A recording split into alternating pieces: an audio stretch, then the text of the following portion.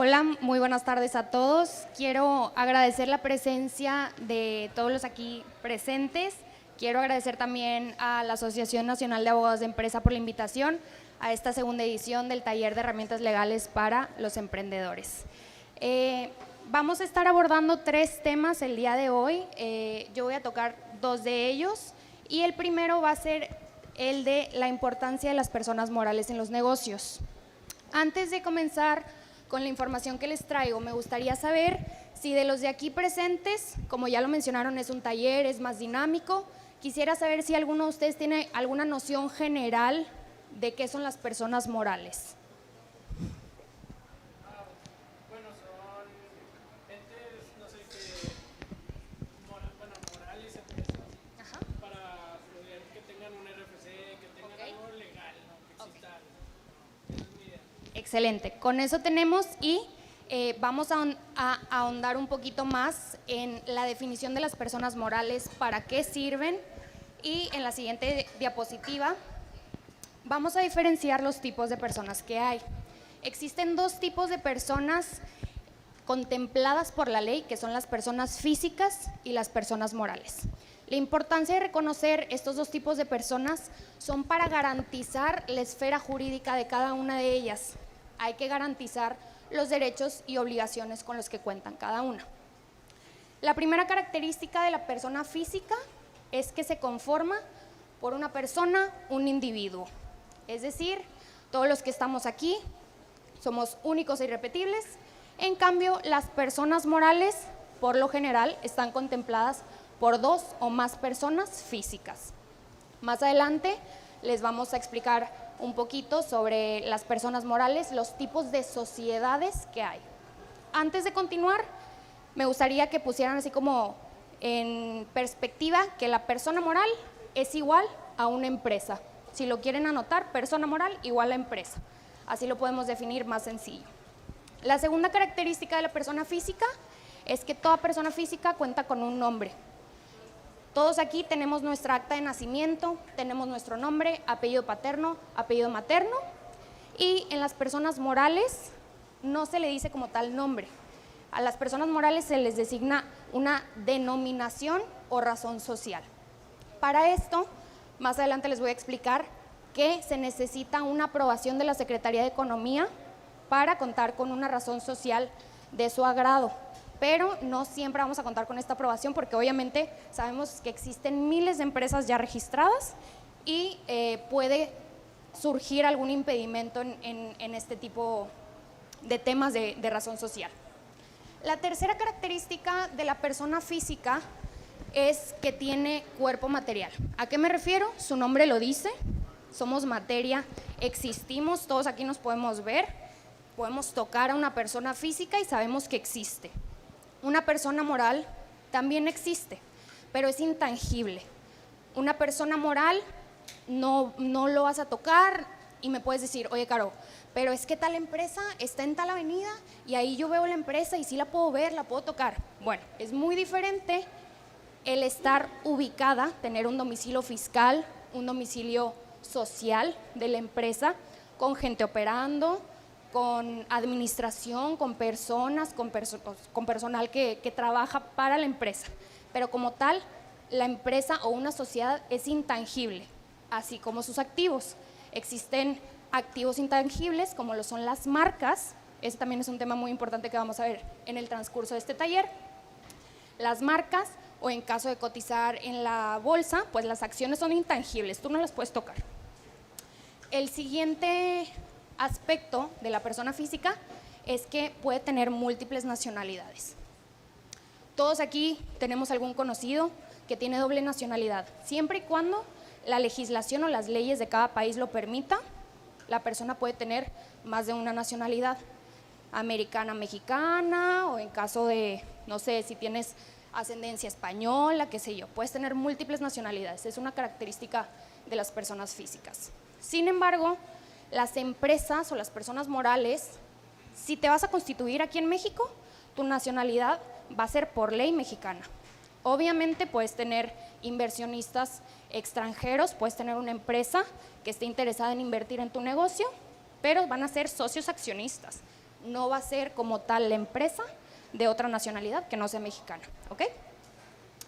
La siguiente característica es que una persona física puede tener estado civil, puede ser soltera, puede ser casada, y una persona moral no tiene estado civil. Hablaban ahorita en la introducción acerca de estas empresas pues, tan grandes y de toda la proyección que puede tener una empresa. Puede haber fusiones, dos empresas pueden hacer mancuernas, se pueden fusionar, pero no va a tener estado civil. Nunca vas a escuchar de una empresa que esté casada con otra. Entonces, ese es un dato ahí medio curioso. Y el último aspecto o la diferencia de estos dos tipos de personas es acerca de la personalidad jurídica. Las personas físicas, desde el momento que nacemos, somos titulares de derechos y obligaciones, todos lo sabemos. Sin embargo, la personalidad jurídica es esta característica de ejercer esos derechos y de cumplir con esas obligaciones, pero cuando tenemos minoría de edad, por lo general, estos derechos y obligaciones van a ser en representación de un padre o un tutor. Al momento de cumplir la mayoría de edad, pues ya tienes la facultad de poder ejercer esos derechos y obligaciones, puedes votar, puedes comprar alcohol, cigarros, etcétera, etcétera. Entonces, en las personas morales, desde el momento de su constitución, ya tienen derechos y obligaciones. Aquí no hay, después de cierto tiempo, ya va a empezar a tener derechos y obligaciones, no.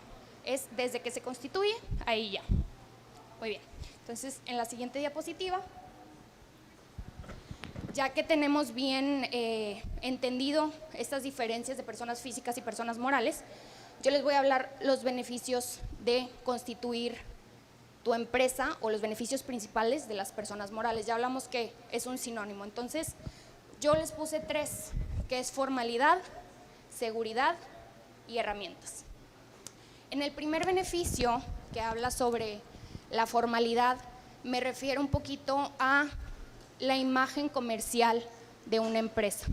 Todos sabemos que es un valor agregado el llegar con un posible cliente y decirle, hola, soy fulanito de tal, a diferencia de decirle, hola, soy fulanito de tal, tengo a esta empresa que me respalda de tantos años de experiencia, vengo a ofrecerte tal producto o tal servicio. En el segundo beneficio hablo de la seguridad.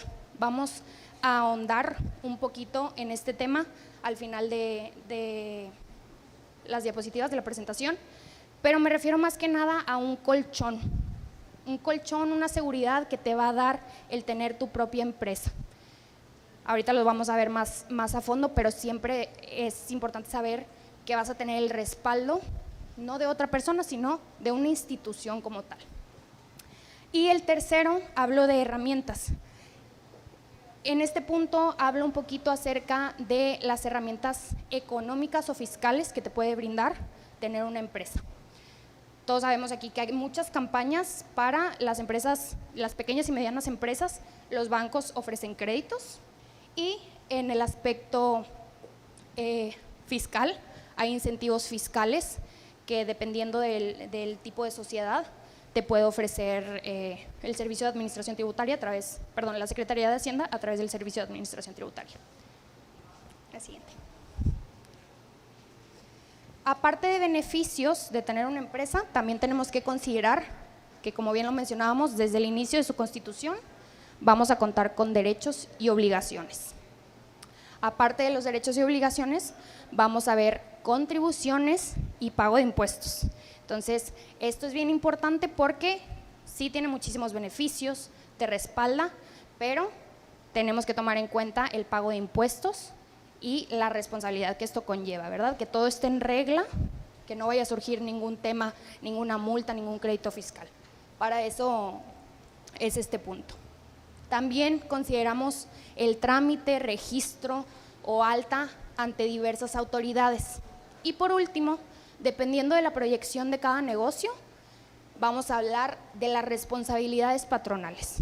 Entonces, si tú el día de mañana tienes un negocio muy próspero y te ves en la necesidad de contratar gente, es bien importante tener en cuenta que van a surgir responsabilidades patronales y ahí también se agrega un registro, un permiso ante el Instituto Mexicano del Seguro Social, con el que vas a tener que contar. Una pregunta. Sí. Por ejemplo, ahorita que estamos emprendiendo, ¿cuál es el beneficio entre uno y otro? Entre A uno y nosotros otro. nos recomienda más en este momento hacerlo físico, en lo que crecemos podemos hacerlo moral. Ok. Ese punto y ese tema va hasta el final de este módulo, que es cuáles son las sociedades o los regímenes más adecuados para cada emprendimiento, ¿ok? Sí los vamos a abordar. Sí, gracias. Bien.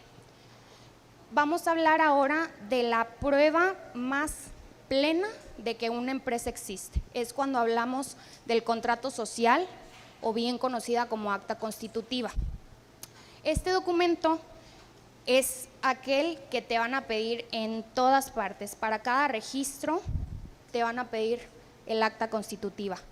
En esta acta constitutiva van a poder plasmar el tipo de sociedad que van a hacer, el giro de la empresa plasmado en el objeto social, el número de accionistas, el capital social y dentro de los estatutos las diferentes obligaciones que tiene como empresa. Puede también venir el tipo de administración que va a llevar, si va a tener un administrador único o va a contar con un consejo de administración integrado por varias personas. También quién va a ser el comisario. El comisario sirve para definir quién va a ser el encargado de verificar que todo se esté llevando a cabo, que se lleven a cabo las asambleas correspondientes año con año, etcétera. Entonces, una vez que tenemos definido este contrato social o acta constitutiva, pasamos a la siguiente. Hay que definir los pasos para obtenerla.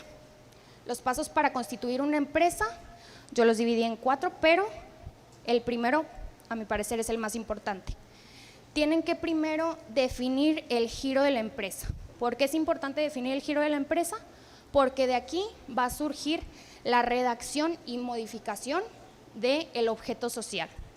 En este punto, considerando que va a estar dentro de los lineamientos o dentro de la ley, tú puedes poner como objeto social lo que quieras. Obviamente siempre y cuando sea lícito, sea legal, no hay nada que no puedas poner en el objeto social. Obviamente esto con asesoría de abogados, notarios, que tengan la experiencia de diferentes empresas que ya se hayan constituido.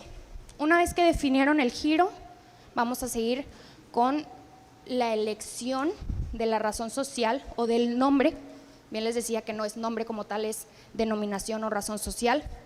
Pero aquí mi sugerencia sería con contar al menos con 5 posibles razones sociales o más, porque al principio les decía que la Secretaría de Economía otorga un permiso o una aprobación para utilizar la razón social. Secretaría de Economía tiene registro de todas las empresas que existen en el país, y si tiene algún precedente de que distribuidora Chuchito ya existe, ni modo, no te va a poder otorgar, pero puedes poner una similar o más que similar, diferente. Por eso les digo que al menos 5 opciones de razón social para la aprobación del nombre de la empresa.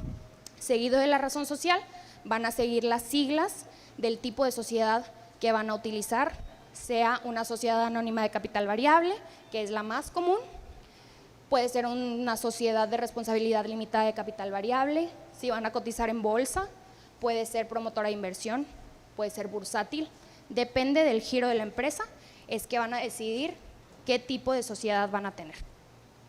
Después van a definir cuál va a ser o cuánto va a ser el capital social. Como tal y por lo general no hay un capital social mínimo. Depende de la empresa, de qué tan grande vaya a ser, puede ser tu capital social.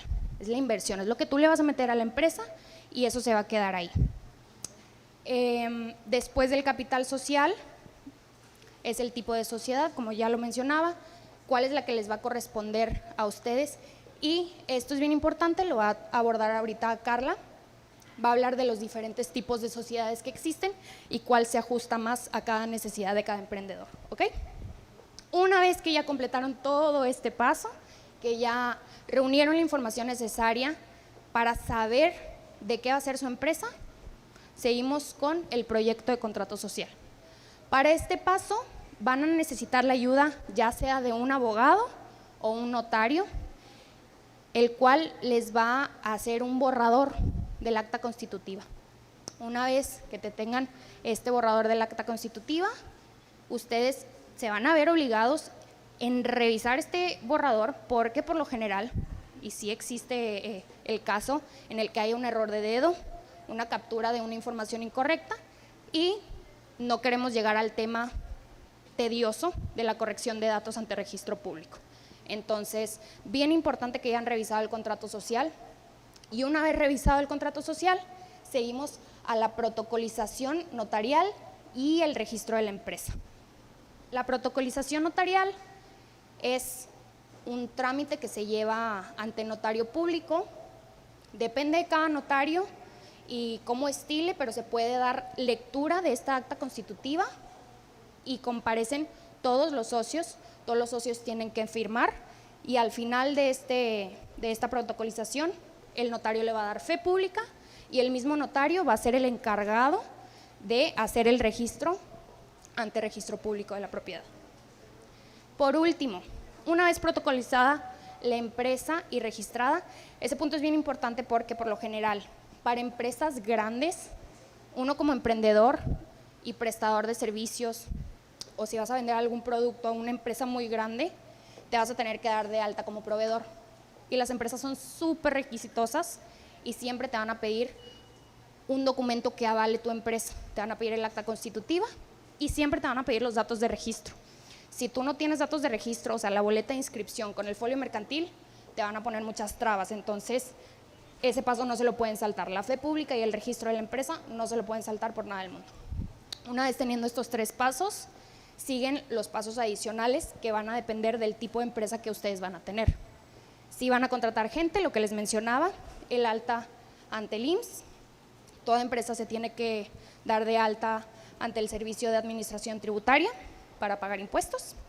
Si tienes inversores extranjeros, se tiene que hacer un registro nacional de inversión extranjera de la Secretaría de Economía también. Esto va a depender, no es forzoso.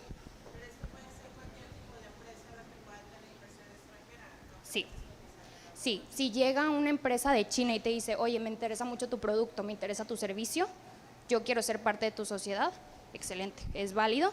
Sí hay unos modelos estatutarios, se les llama, de redacción para incluir a estos inversores extranjeros. Sí existe, o sea, sí varía un poquito los estatutos sociales, las cláusulas que vienen ahí, pero si tienes inversores extranjeros, sí necesitas ese registro de inversión, el Registro Nacional de Inversión Extranjera de la Secretaría de Economía. ¿Y ese tipo de modificación sería una vez que se puede hacer una vez que, por ejemplo, tú ya hiciste tu registro de la empresa y así hizo todo, pero más adelante tú ni lo tenías previsto y resulta que tú haces ese movimiento, ¿se puede hacer mediante estas terceros? Se puede hacer mediante terceros, pero antes de eso tienes que tener una asamblea.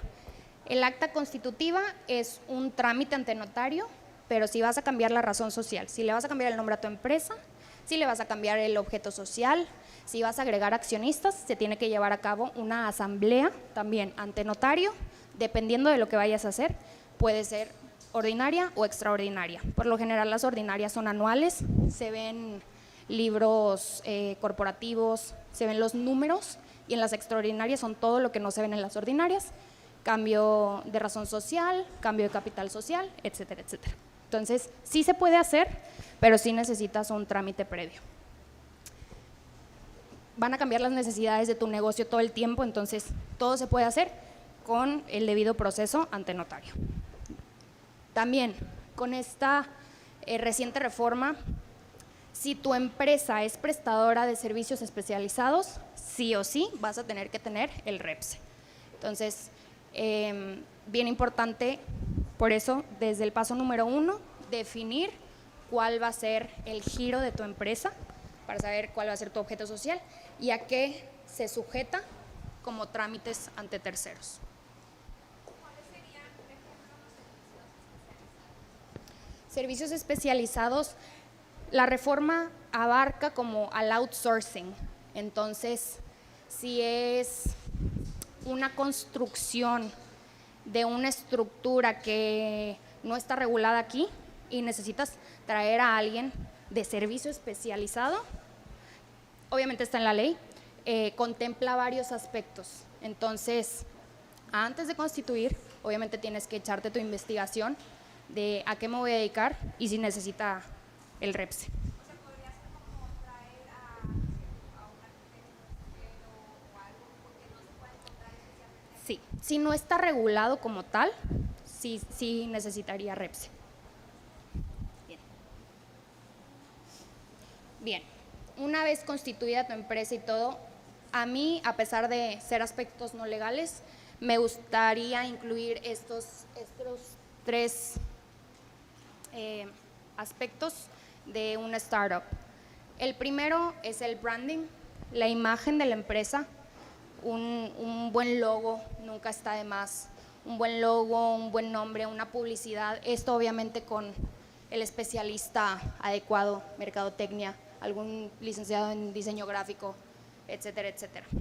El segundo punto, hablamos de lo contable y las finanzas de tu empresa.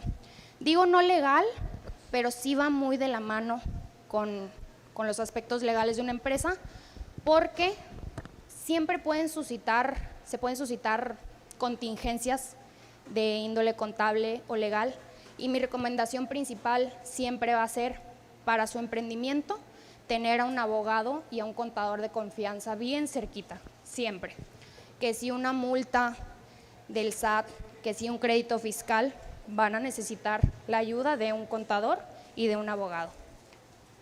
Y el tercer y último concepto, a pesar de no ser mi área de expertise, pues como emprendedores y futuros empresarios, sabemos todos aquí que es necesario un plan de negocios, saber cómo se va a administrar la empresa, saber cuántas personas se van a necesitar, los recursos, los ingresos y egresos de capital.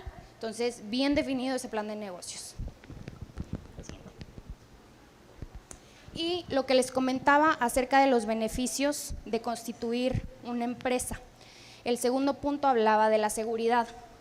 Entonces, ¿qué tipo de seguridad te dan las personas morales? Yo puse 3 puntos importantes. El primero de ellos, el tipo de inversión o cuánto dinero le vas a invertir a tu empresa siempre va a ser dependiendo de tus posibilidades. Si tú dices, oye, yo ya tengo ahorrado un dinero y quiero que empiece a operar, quiero que empiece a funcionar la empresa, tú vas a definir el monto, no hay un mínimo como tal, entonces es seguridad. Tú puedes empezar desde el momento que tú quieras dentro de tus posibilidades. El segundo punto… Sí, por ejemplo, es Friends Family Foods, o sea, los principales inversores y aparte personas de otros países. Ahí ¿tengo que registrar eso de alguna forma o? Pueden ser socios accionistas, sí. O sea, si van a ser inversionistas aparte, claro que pueden estar. O sea, como empresa, claro que puede estar, pero sí tiene que estar en el acta constitutiva. El documento que les mencionaba ante notario, ahí tiene que estar plasmado quién va a ser socio accionista número 1, número 2, número 3 y la cantidad y la aportación que va a hacer. Así es. Y el segundo punto es la protección del patrimonio. En este punto, por ejemplo, en la sociedad anónima, dice que los socios se encuentran obligados únicamente al pago de sus acciones y no responden de forma personal por las deudas sociales.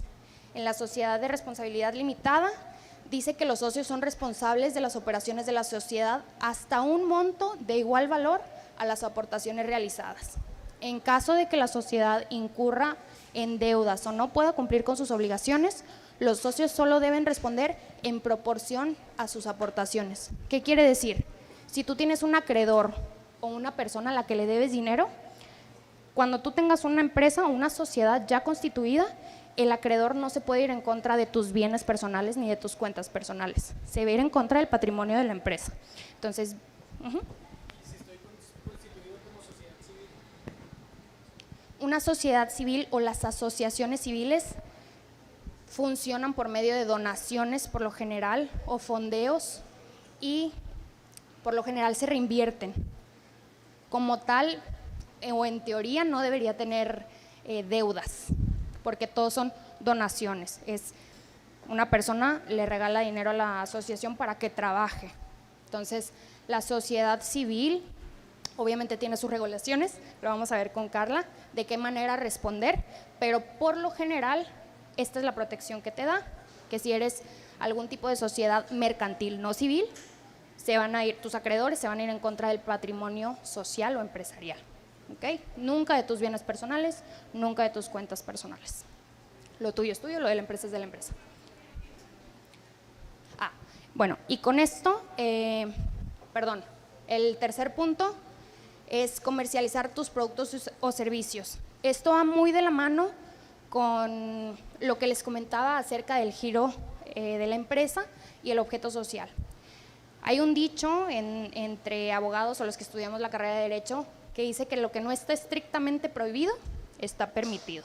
Entonces, si tú quieres vender algún producto o algún servicio, tú lo puedes vender, siempre y cuando no sea ilícito, siempre y cuando no esté en contra de la ley.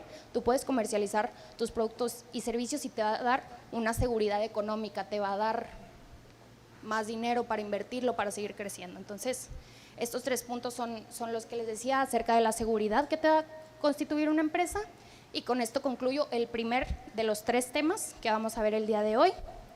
Si tienen alguna pregunta hasta ahorita.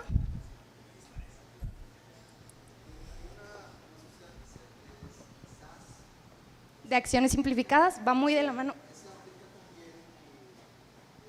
Sí, lo vamos a abordar más adelante, y sí hace esa diferenciación. O sea, sí hay patrimonio personal y patrimonio, aunque seas tú el único accionista de la sociedad por acciones simplificadas, sí hay esa diferenciación de lo personal y de lo que está dentro de la empresa. Aunque seas tú como sociedad, sí hay esa diferencia. Bueno, sí, y con esto pasamos al tema de Carla.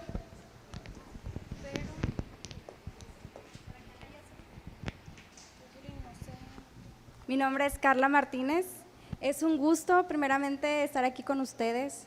Muchas gracias a la NADE, al Centro de Emprendedores y al gobierno de aquí de Monterrey, del municipio, por darnos esta oportunidad.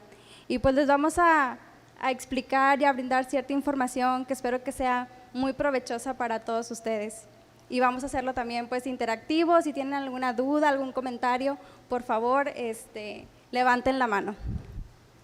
Bueno, el tema va muy encaminado a lo que acaba de terminar la licenciada Carolina. A nosotros nos toca hablar sobre la administración corporativa. Si bien ya vimos una antesala o un antecedente, ¿verdad?, de todo lo que se conlleva, los pasos que se tienen que hacer para formalizar una empresa, ahora nos toca ver también la importancia de tener una buena administración. Una buena administración nos va a ayudar a que nuestra empresa pues evite tener pérdidas, se puedan cumplir con ciertas obligaciones, como bien lo mencionaba la licenciada, que son pues fiscales, laborales, corporativas, de seguridad social, etcétera. Bueno, primero vamos a ver lo que son los tipos de sociedades mercantiles, conforme a la legislación de sociedades mercantiles, y así nos vamos a ir yendo por tema. Bueno, la Ley General de Sociedades Mercantiles establece o reconoce los siguientes tipos de sociedades: sociedades en nombre colectivo, sociedades en comandita simple, sociedad de responsabilidad limitada, la sociedad anónima, sociedad en comandita por acciones, la sociedad cooperativa y la sociedad por acciones simplificada. Las más comunes son las que estamos subrayando con color verde: sociedad de responsabilidad limitada, la sociedad anónima y la sociedad por acciones simplificada.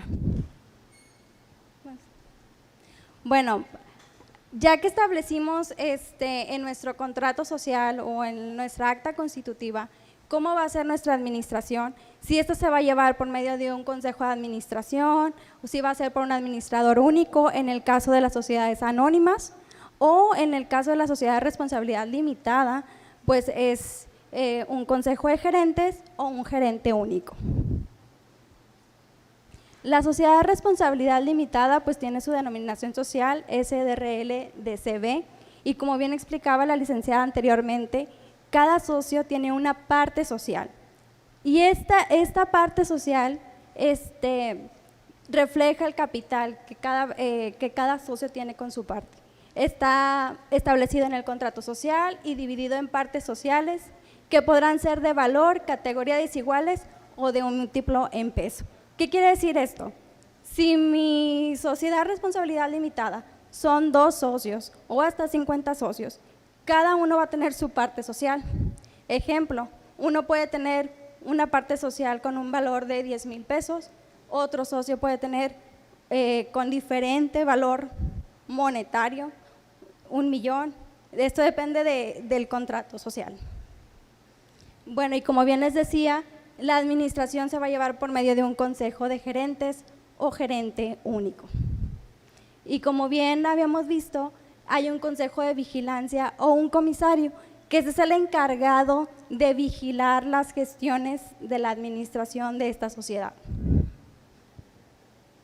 Bueno, vamos a ver que hay unas asambleas. Las asambleas de socios es el órgano supremo de la sociedad. ¿Qué quiere decir esto? Que los socios se tienen que juntar en el domicilio de la sociedad para tomar o acordar ciertas resoluciones. Estas resoluciones son las que nos van a llevar o nos van a marcar la pauta de la marcha de la sociedad. Y pueden ser desde la asamblea anual, que bien estaba hablando la licenciada anteriormente, puede ser una modificación en el contrato social, una transformación de la sociedad, etcétera. Y como bien aquí dice, tenemos que tener unos libros. Estos libros, bueno, aquí los estamos dividiendo en esto. Libros de acta de asamblea de socios, que es donde se van a incorporar todas las asambleas que se lleguen a celebrar de la sociedad. Un libro de registros de socios, en donde se tiene que establecer o asentar el nombre de los socios que integran la sociedad, el número de sus aportaciones. También tenemos el libro de registros y variaciones de capital social. Esto quiere decir que si en un año tu capital social aumenta porque tuvo alguna cesión de partes sociales que aumenta el capital social, entonces quiere decir que se tiene que asentar en ese registro de variaciones de capital. Y por último tenemos el certificado de partes sociales. ¿Qué quiere decir eso? Que ustedes como socios, tenedores de una parte social que pues tiene o que vale una cantidad de dinero, pues tienen que tener su certificado de partes sociales.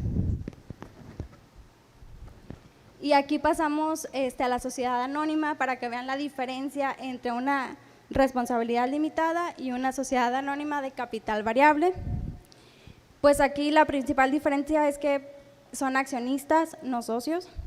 Cada accionista, pues su obligación se limita al pago de sus acciones. El capital social está representado por acciones, mismo que deberá ser exhibido, suscrito y pagado. Aquí vemos que hay un consejo de administración o un administrador único. También hay un consejo de vigilancia o comisarios y hacen la misma función que en el anterior, que es vigilar la marcha de la sociedad y que los administradores cumplan anualmente con las obligaciones que estipula o marca la ley. Y bueno, tenemos también asambleas ordinarias, asambleas extraordinarias, que ahorita las vamos a estar explicando más adelante. Y anualmente, como bien les mencionaba, se tienen que juntar para celebrar una asamblea anual ordinaria de accionistas. En esta asamblea anual ordinaria de accionistas se puede desde reelegir al consejo de administración o administrador único, se puede también rendir, se debe de rendir, el informe financiero. ¿Qué quiere decir esto? Que los administradores tienen que formalmente rendir un informe de cómo fue la marcha de la sociedad en ese año o ejercicio social. Tiene también que haber un informe de comisario, que es el que vigila, estas acciones de la administración. Y todo esto nos ayuda también a cumplir con las obligaciones fiscales. Si hay modificaciones de estatutos, transformación, una escisión, una liquidación, ahí es donde entran las asambleas extraordinarias de accionistas, ¿sí? Perdóneme, no lo escuché. Como bien lo decía la licenciada, se va en el contrato social, en el acta constitutiva. Una vez que tú tengas tu proyecto de lo que son los estatutos, pues acudes con un notario público o un corredor público para dar formalidad o protocolizar esa acta. Y después esa acta constitutiva se debe de inscribir en el registro público de comercio. Es tu misma acta, pero se celebra una asamblea extraordinaria de accionistas en donde se acuerda esa transformación de la sociedad. No sé, por ejemplo, si hay un cambio de denominación, no sé, de Patito SADCB cambió a otro nombre, por ejemplo, Gancitos SADCB. Entonces, al haber ese cambio de denominación, pues se tiene que cumplir con toda esta formalidad, ¿verdad? Dentro de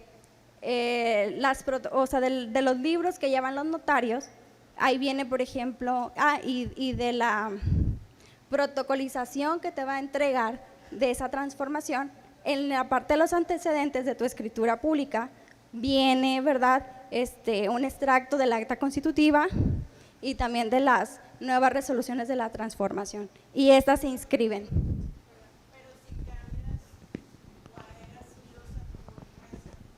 Del objeto social también, ese es mediante una asamblea extraordinaria de accionistas y es el mismo mecanismo que acabamos de establecer. Entonces, sí, entonces nos podemos encontrar con actas, ¿verdad?, o protocolizaciones, que viene la acta constitutiva de la empresa, que viene también es un extracto dentro de los antecedentes de la transformación o del cambio de objeto social. Por ejemplo, con la reforma que hubo ahora de lo laboral, muchas empresas estaban en lo que caían de la prestadora de servicios o outsourcing, tuvieron que cambiar su objeto social para poder inscribirse en el REPSE. Okay. Bueno, y tenemos también el libro de actos de asamblea, el libro de registro de accionistas, donde se asientan los accionistas, ¿verdad?, de la empresa, el libro de registros de variaciones de capital social, y aquí son los títulos de acciones. O sea que si tú tienes tu acción, se te debe de expedir un título de acción en donde hace constar que tú, por ejemplo, Carla Elizabeth Martínez Guerra, eres tenedora de una acción con de tanto valor, clase, serie, si es del capital fijo o del capital variable. Bueno, y aquí nos adentramos más a fondo en las asambleas de accionistas. Como bien les decía, es el órgano supremo de la sociedad. ¿Por qué es el órgano supremo de la sociedad? ¿Alguien me lo puede contestar? Porque lo acabo de decir en una de las presentaciones anteriores. ¿No? Bueno, es el órgano supremo porque los accionistas o el consejo de administración se debe de juntar, ¿verdad?, a celebrar esta asamblea para ver y tomar decisiones o acuerdos que nos indican o nos marcan la pauta de la marcha de la sociedad. Como bien les decía, hay asambleas ordinarias y hay asambleas extraordinarias. Por ejemplo, una asamblea anual ordinaria de accionistas, que es la que se celebra anualmente, pues eso es ordinaria. Pero si ya tenemos un cambio, una transformación, una escisión, una liquidación, un cambio de objeto o de duración de la sociedad, más bien, o sea, que se modifica el contrato social o el acta constitutiva, ya ahí cae en una asamblea extraordinaria de accionistas. Y como bien les decía, la asamblea ordinaria de accionistas, esa se celebra anualmente después del cierre de un ejercicio social. ¿Por qué? Porque aquí se vuelve a nombrar o reelegir a los administradores de la sociedad, se rinde el informe administrativo de los administradores, el informe de vigilancia y también puede haber otorgamiento de poderes a los abogados.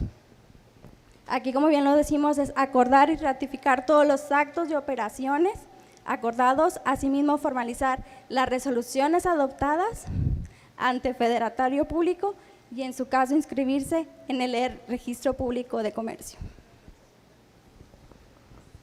Y bueno, aquí les enumero, como ya les había venido diciendo, algunas asambleas extraordinarias: duración de la sociedad, disolución anticipada de la sociedad, aumento o reducción de capital social, cambio de objeto, cambio de nacionalidad, transformación, fusión, emisión de acciones privilegiadas, amortización por la sociedad de sus propias acciones y emisión de acciones de goce, emisión de bonos o cualquier otra modificación, como bien les decía, del contrato social o acta constitutiva.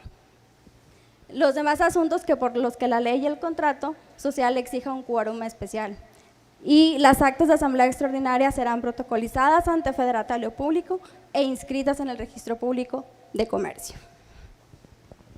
Y bueno, aquí estamos en lo que es la vigilancia de la sociedad. Aquí les quise poner más o menos un informe, un dictamen de comisario, para que más o menos se dieran una idea de la importancia que es que el comisario o el Consejo de Vigilancia cumpla sus funciones y anualmente esté encargado de vigilar, y incluso hasta mensualmente, de vigilar esa marcha de la sociedad. Y bueno, aquí es en general vigilar la conducción, la gestión y ejecución de los negocios de la sociedad.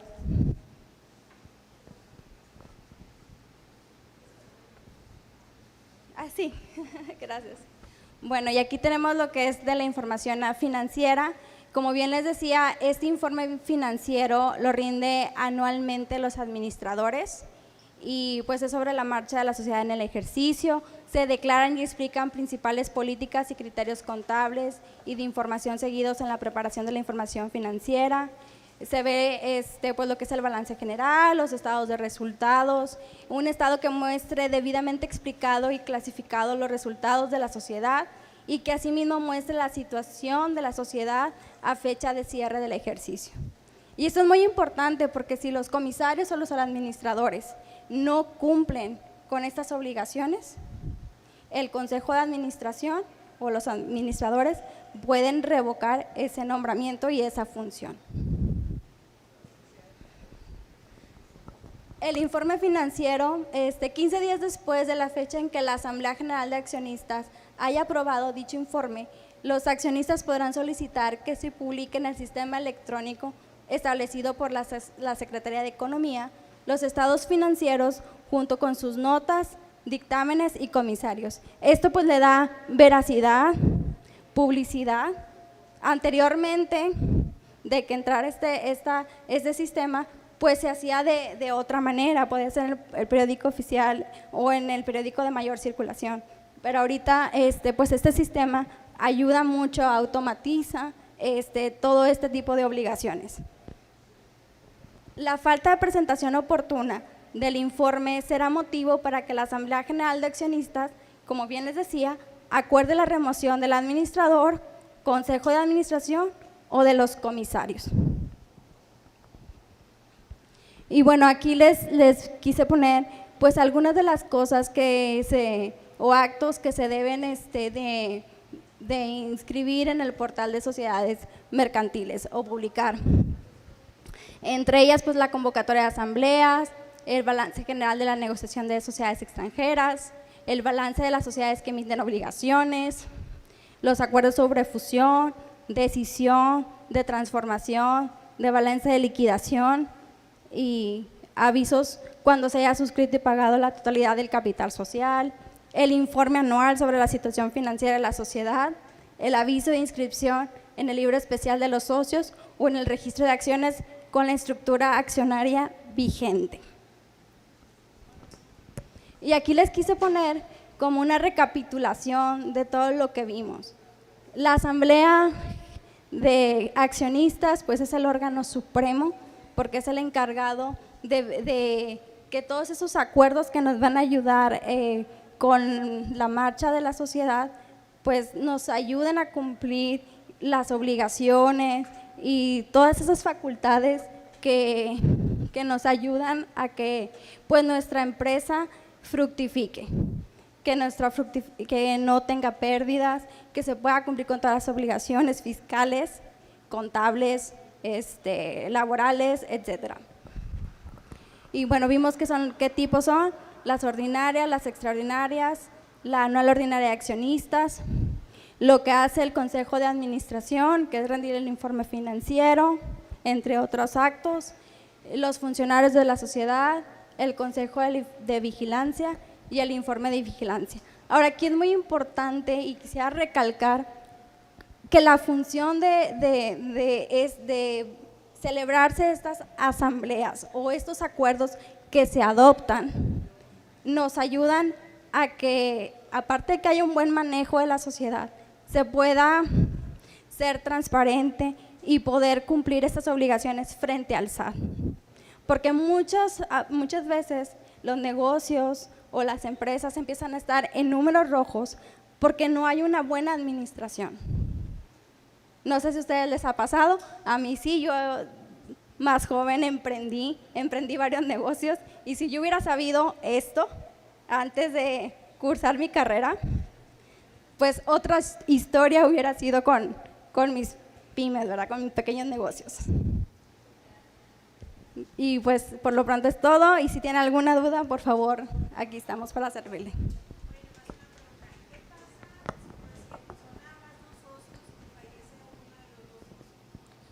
Bueno, pues ahí, como bien lo vimos en las otras diapositivas, pues se tiene que convocar, ¿verdad?, ahí a una asamblea para ver qué es lo que va a pasar, porque en el caso, por ejemplo, de la SDRL, creo que ahí sí hay oportunidad de que como que se cedan por herencia. Bueno, ahí se tiene que ver qué es lo que va a pasar con esas acciones, si a lo mejor va a haber una amortización de acciones o algún otro socio accionista puede comprar esas acciones.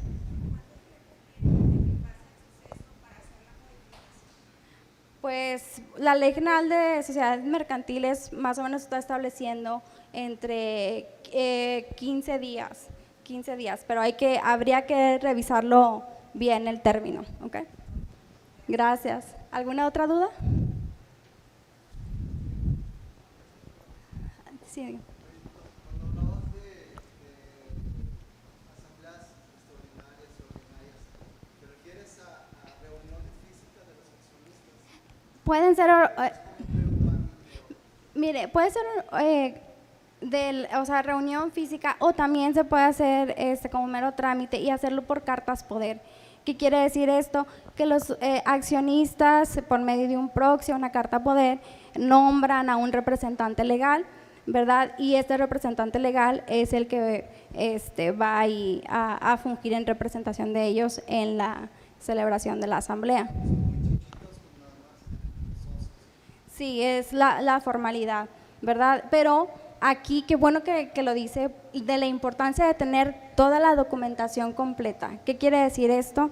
Que debe haber una convocatoria formalmente, que debe de haber la celebración de la asamblea, las cartas poder, las listas de asistencia también, nombrar a quién va a presidir la asamblea, un secretario, quién van a ser los delegados especiales. Los delegados especiales son las personas que el Consejo de Administración nombra o la Asamblea nombra para formalizar estos acuerdos adoptados de la sociedad con el notario público.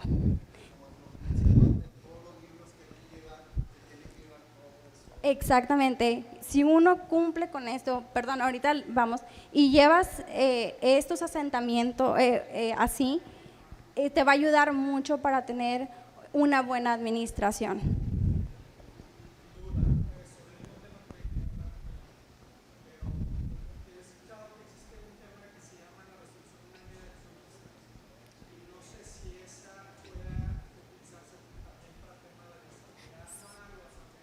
Sí.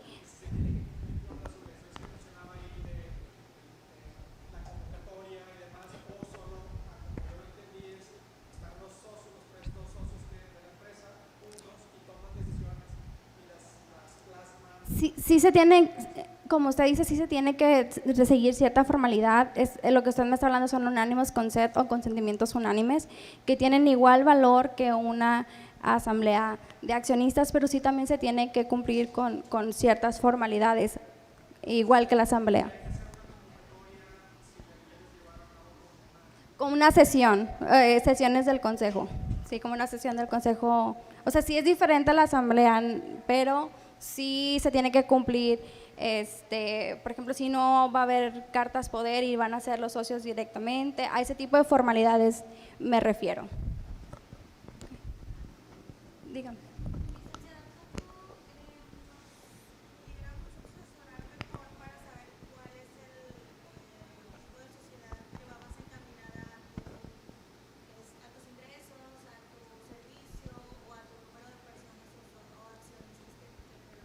Sí, bueno, mira, aquí es como, ya bien lo decía la licenciada en su presentación, sí es muy importante tener de la mano ustedes como emprendedores un buen abogado. La NADE tiene muy buenos abogados, el Centro de Emprendedores también debe haber ese acercamiento con la autoridad para que los puedan dirigir y apoyar con todos estos trámites que suelen ser pues licidiosos, ¿verdad?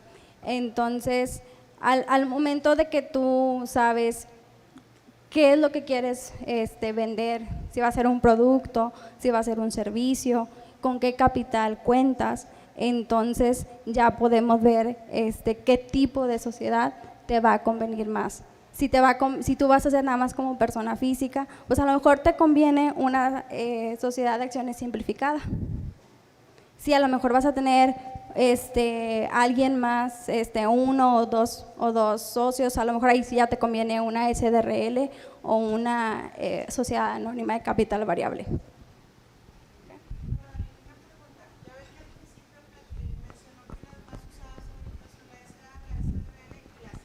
Ajá. Sí, bueno. Sí, por eso no me quiero. Vamos por partes. Bueno, pues por mi parte es todo. Dígame. Son personas por lo regular extrañas a la sociedad, ¿sí? Pero se les da esa facultad para estar vigilando qué es lo que está haciendo, qué es lo que hacen los administradores y que cumplan con esas obligaciones. Y pues como le decía, anualmente se pueden volver a reelegir o se pueden cambiar dependiendo del desempeño. Si a lo mejor tu comisario o comisarios no cumplieron con las obligaciones que establece la ley, pues ahí sí se debería de sopensar o ver la manera pues de cambiarlos, ¿verdad?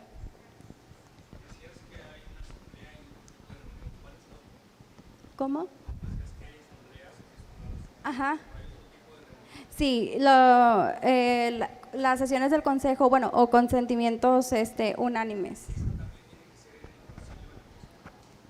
Sí, también son de domicilio. Gracias. Tercer y último tema, creo que ya vamos a poder abordar un poquito todas las dudas que surgieron acerca de cuáles son las sociedades más adecuadas para un emprendedor. Aquí, como bien nos enseñaron a nosotros los abogados en la carrera, la respuesta del abogado prudente siempre va a ser depende. Entonces, depende de la empresa y depende del giro, depende de qué vas a ofrecer, qué vas a vender, sean servicios, sean productos, depende. Entonces, vamos a analizar un poquito qué se ajusta más en dado caso de un emprendimiento, ya sea individual o colectivo.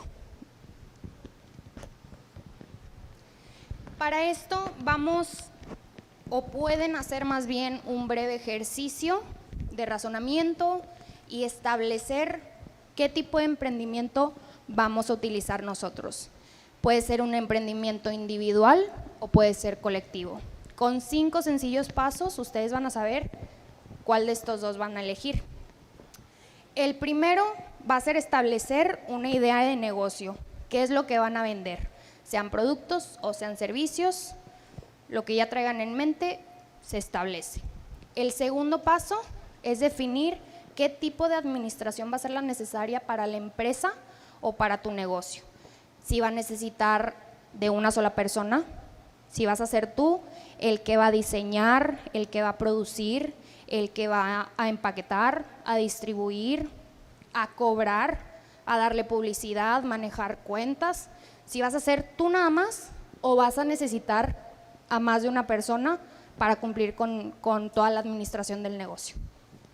El tercer paso es saber o delimitar la disponibilidad de capital. ¿Cuánto dinero tengo y si nada más lo voy a poner yo o va a haber inversionistas? Esto también lo preguntaban hace rato. Si puede haber inversionistas, claro que puede haber, que le pueden aportar al capital social, pero ahí también dependería y se agregaría pues un socio accionista más, que es el que va a poner dinero.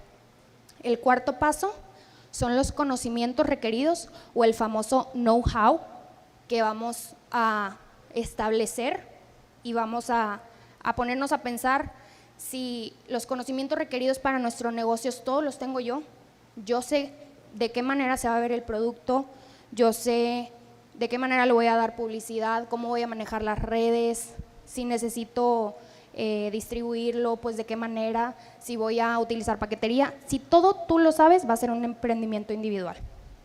Pero si vas a necesitar de terceras personas, obviamente va dirigido a un emprendimiento colectivo. Y el quinto y último es la proyección del negocio.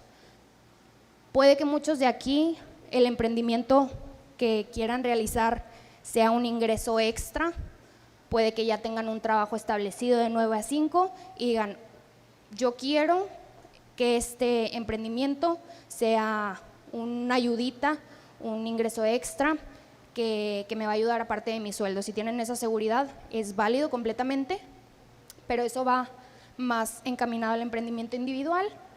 Y si es una proyección muy grande, si ustedes dicen, no, pues yo quiero ser la principal productora y distribuidora de chocolates de Latinoamérica y del mundo, quieren hacerle la competencia a Hershey's, bueno, es una proyección muy grande, y obviamente van a necesitar de más personas.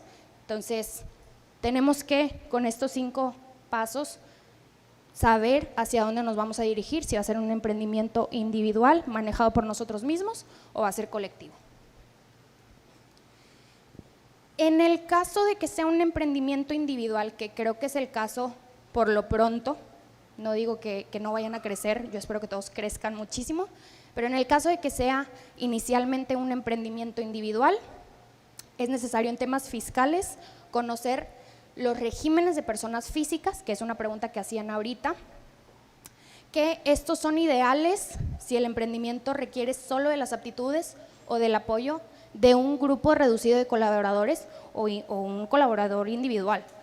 La mayor parte del recurso económico necesario está disponible para arrancar, o sea, el dinero ya lo tenemos en la cuenta, ya queremos que empiece a operar, y el proyecto supone una administración simple.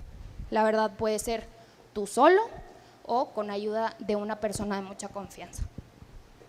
En la siguiente diapositiva establecemos cuáles son esos regímenes. Está el régimen simplificado de confianza, está el régimen de actividades empresariales con ingresos a través de plataformas tecnológicas, está el régimen de arrendamiento. Este es bien importante si el emprendimiento se enfoca mucho a lo inmobiliario.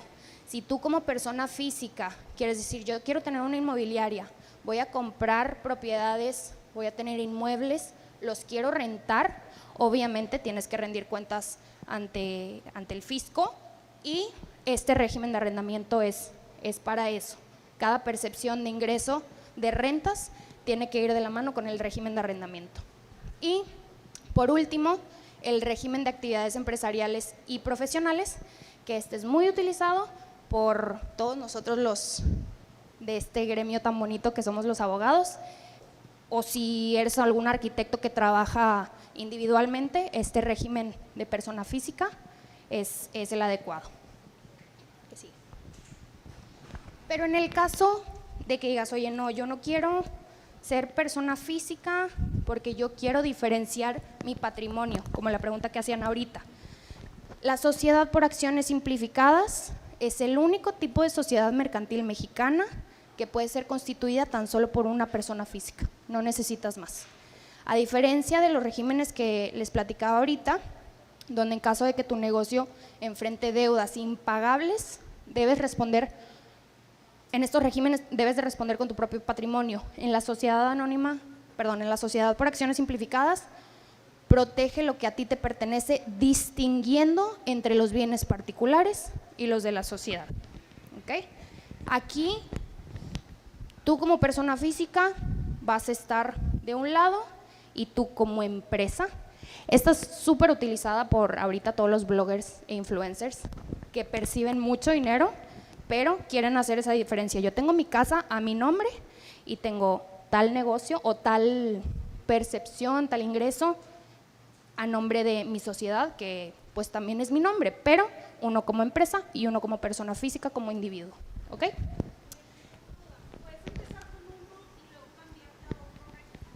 Sí, pero esos trámites son súper tardados ante el SAT porque pues ahorita con que no hay filas, con que no hay citas y todos esos cambios, entonces es importante saber qué beneficios tiene cada tipo de régimen y pues obviamente balancear, o sea, si es muy beneficioso para ti y si quieres hacer este cambio de régimen, bueno, pues se deberá hacer el debido trámite, pero sí se puede cambiar. Puedes tener varios, puedes estar dado de alta con el régimen de confianza, el RECICO, y puedes también tener régimen de arrendamiento. Ajá. Puedes tener propiedades, puedes tener ahí varios regímenes.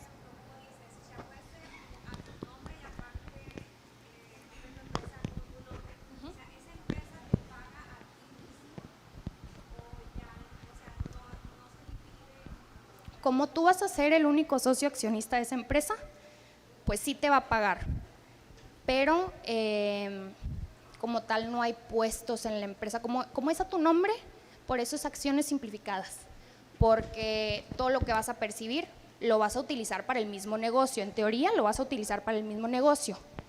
Y bueno, el remanente o el surplus que tengas, bueno, este sí ya lo puedes utilizar en ti, pero como tal es más como para rendición de cuentas fiscales y ante el fisco, así es.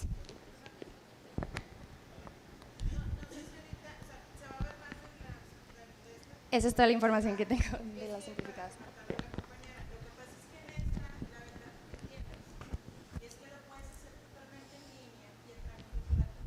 Así es.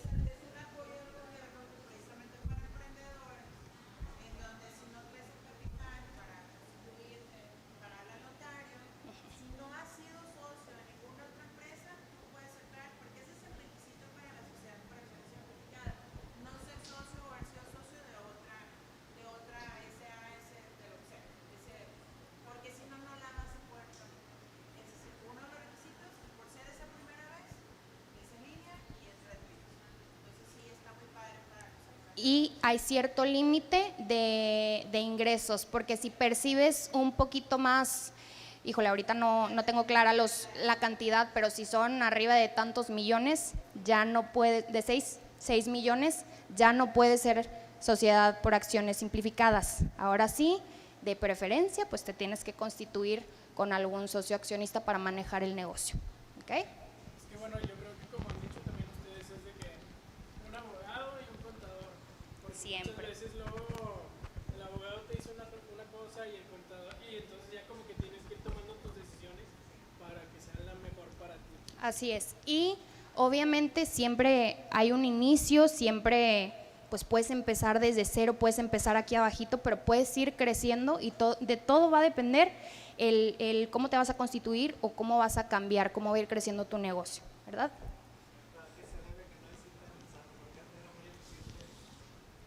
Burocracia, esa es la respuesta.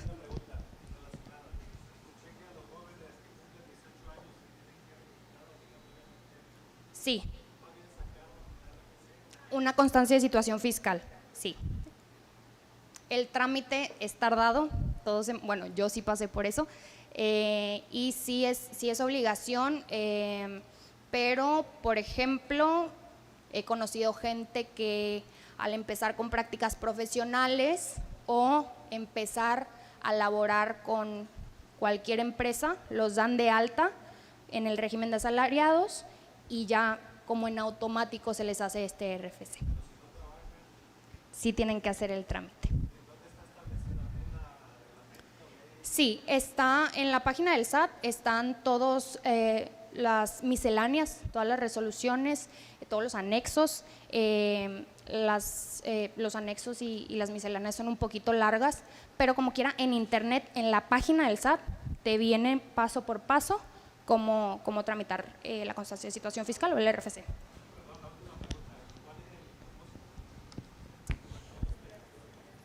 Pagar impuestos, muy buena respuesta.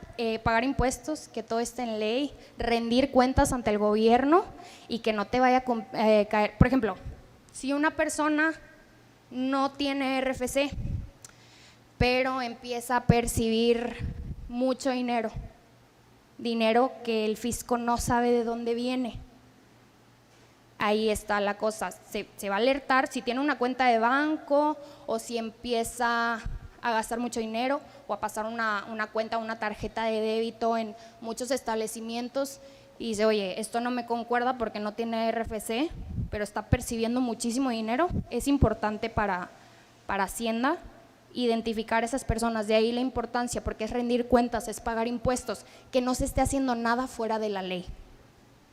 Esa es la importancia.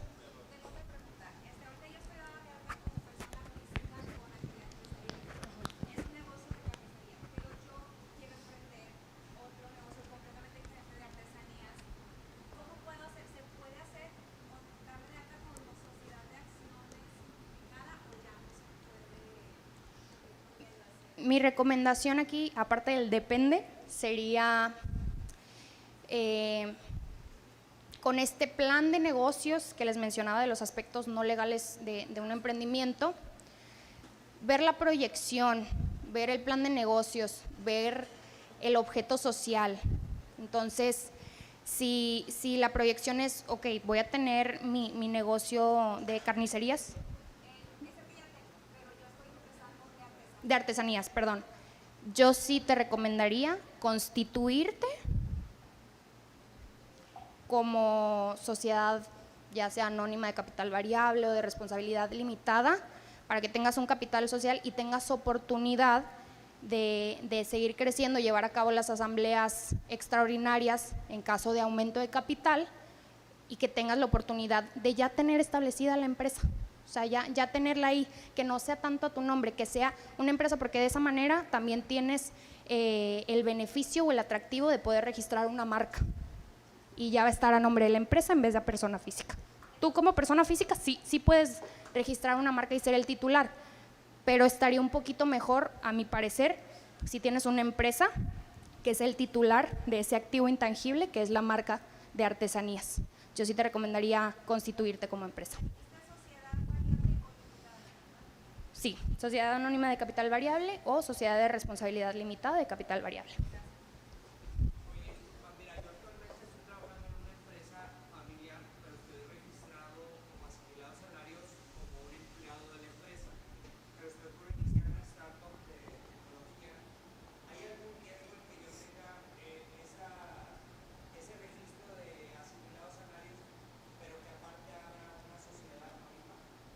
No hay ningún riesgo. Tú como persona física puedes ser socio accionista de la cantidad N que quieras de negocios y de sociedades.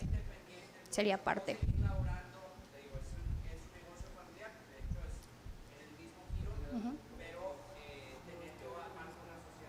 Sí, es válido, pero que esté todo en regla en esa nueva sociedad, que esté registrada en el registro público de comercio, que tenga su RFC, que pagues impuestos, que todo esté en regla y no tiene por qué tener ningún problema. ¿Es primero la marca o el registro de la sociedad? Yo diría, bueno, depende otra vez,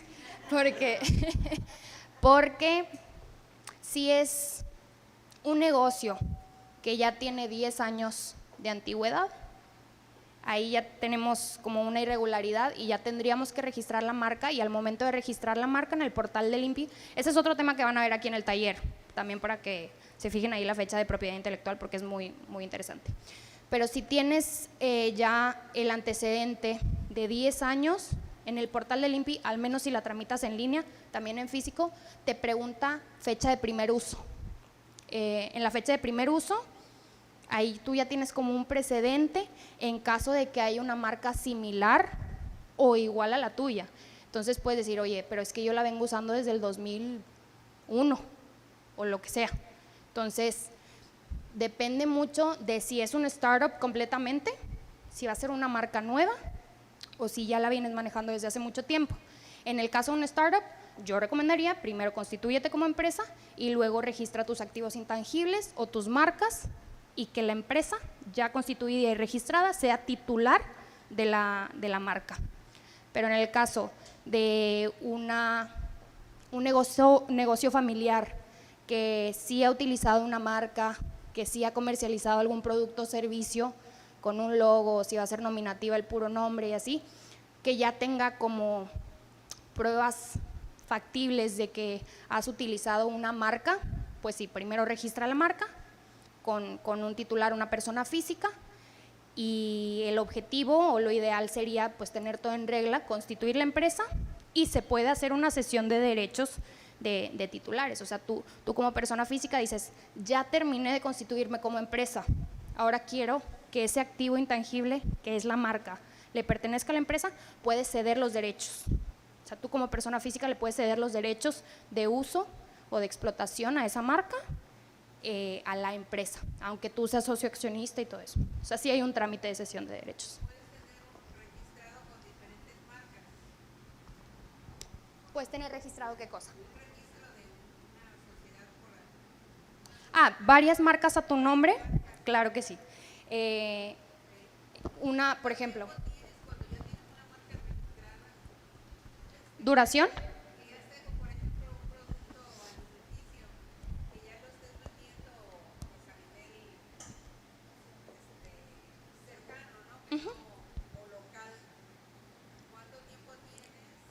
Como obligación para registrarla, depende de cada quien. No es obligación, tú tienes derecho de registrar una marca, son derechos de propiedad industrial e intelectual. Entonces, tú tienes el derecho de registrarla, puedes no registrarla y se queda ahí, pero si alguien llega y te gana esa marca, te gana la idea, puede comercializar.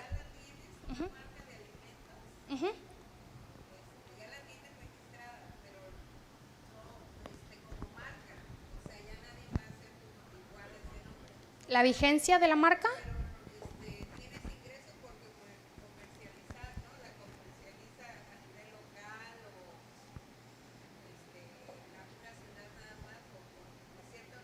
¿Cuánto tiempo tienes para hacer registrar ya Como empresa, es que no va tanto de la mano, porque una persona física puede ser titular de esos derechos de propiedad intelectual o industrial. Sí va de la mano, pero no es forzoso. O sea, un titular de una marca no necesita forzosamente constituirse, porque puede ser una persona física o puede ser una persona moral. Entonces, sí están de la mano, pero no es obligación tal cual, es recomendación para que sea ese activo sea patrimonio de la empresa, porque tú puedes valuar una marca y puede valer millones, pero van a ser millones a tu nombre o de la empresa. Entonces ahí depende un poquito de los objetivos del negocio, de las capacidades, porque si ahorita, como bien mencionaban, ahorita pues no hay disponibilidad de ir con un notario y constituirnos. Por lo pronto, una buena herramienta para que no te ganen esa marca sí sería registrarla como persona física, pero depende mucho de los objetivos y de a dónde vaya encaminado cada cosa.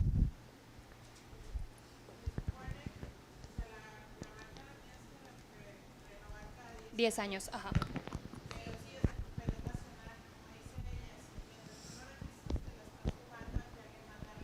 Así es. Así es. Sí.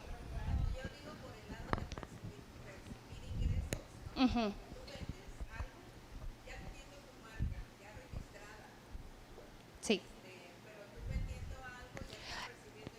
Pero ahí van el régimen como persona física. Ahí tú ya tienes que…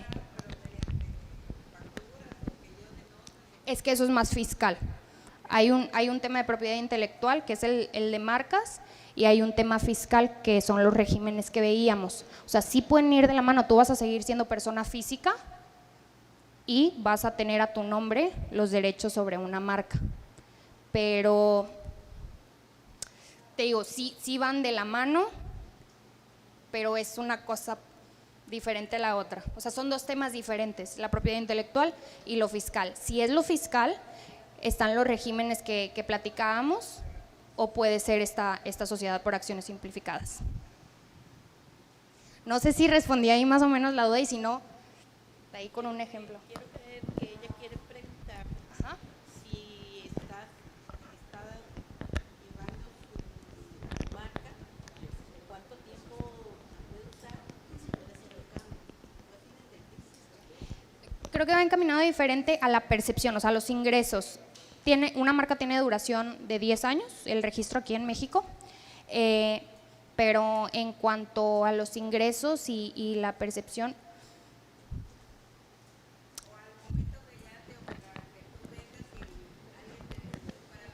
Vas a facturar como persona física, bajo los regímenes que mencionamos. Puedes emitir facturas como persona física, bajo los regímenes que platicábamos.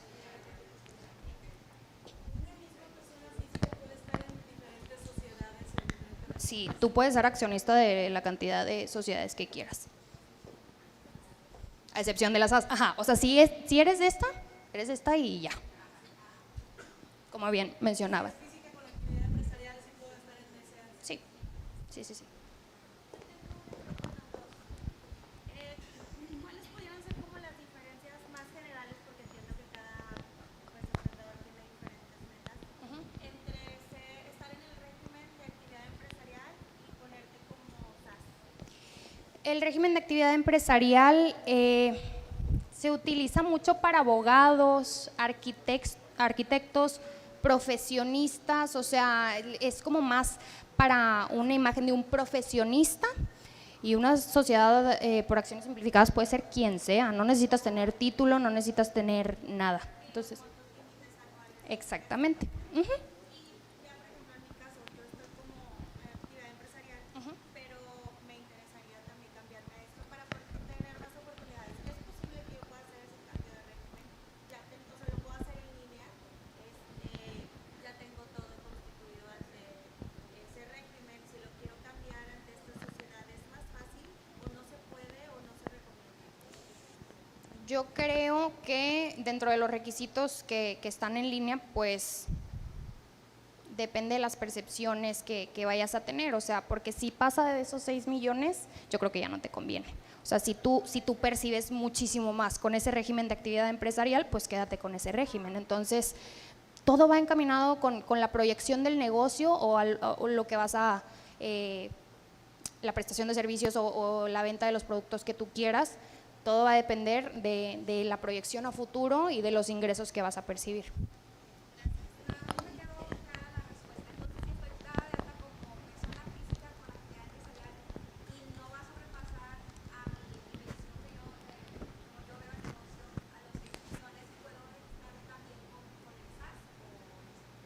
Sí, sí.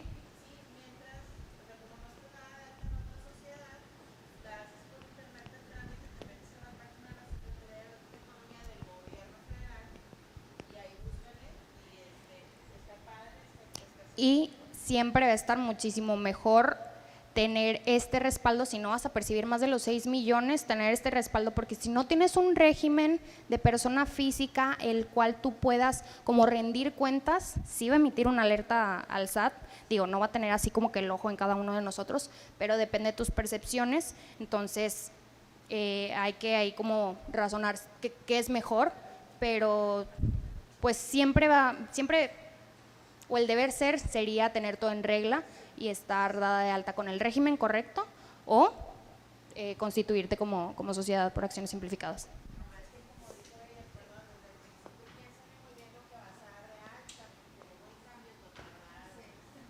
Es muy tardado, todo México mágico es muy burocrático, entonces sí hay que echarle coco antes de cualquier cambio, cualquier trámite.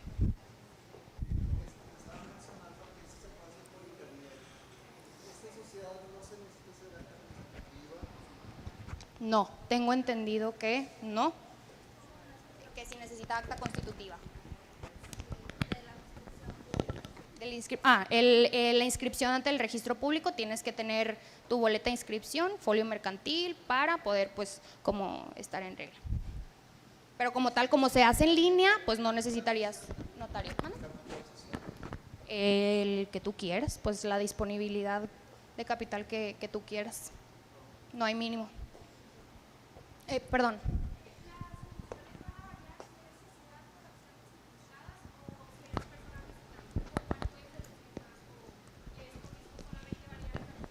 Ese es tema fiscal y también va a haber un módulo de fiscal. Una disculpa, ese no es mi área de expertise.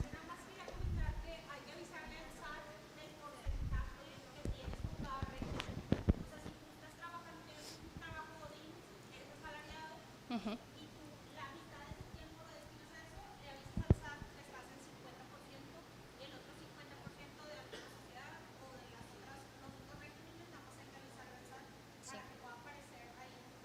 Para eso bien importante, sean empresa o no, tener a la mano un contador bien cerquita, porque ese te va a sacar de muchos apuros en la rendición de cuentas.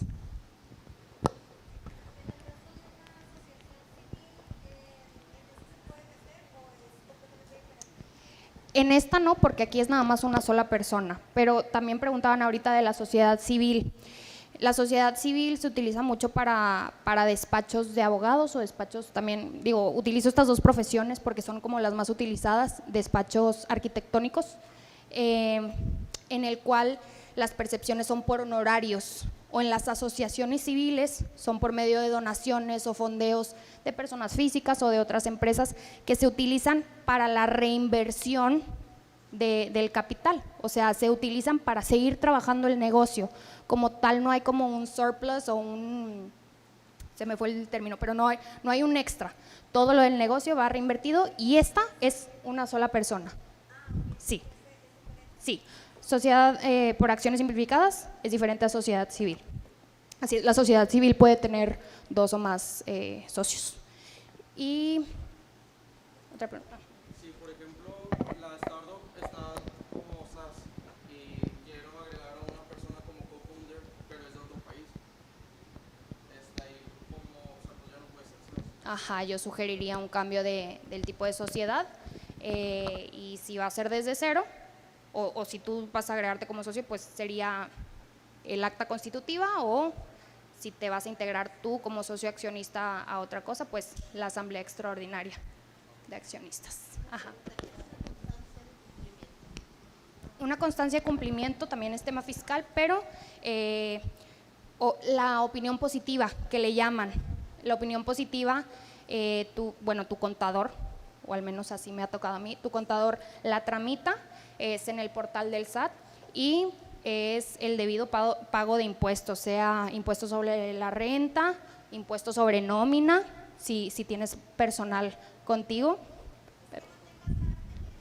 Exactamente. Y te la pueden dar positiva o negativa. Negativa, oye, te faltó pagarme esto. Oye, no sé qué onda con esto. O positiva, estás en regla, tienes todos tus impuestos.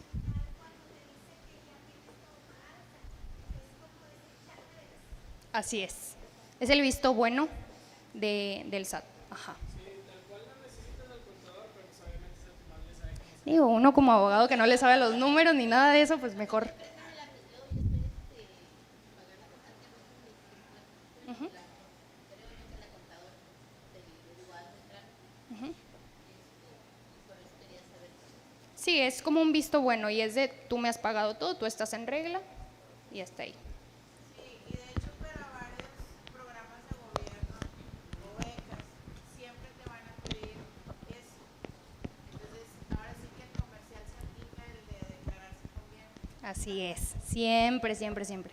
El deber ser es tener todo en regla, pagar todos los impuestos, aunque son una lata, también como asalariados, digo, nos quitan un porcentaje, pero es para beneficio propio, para que nos puedan dar esta constancia.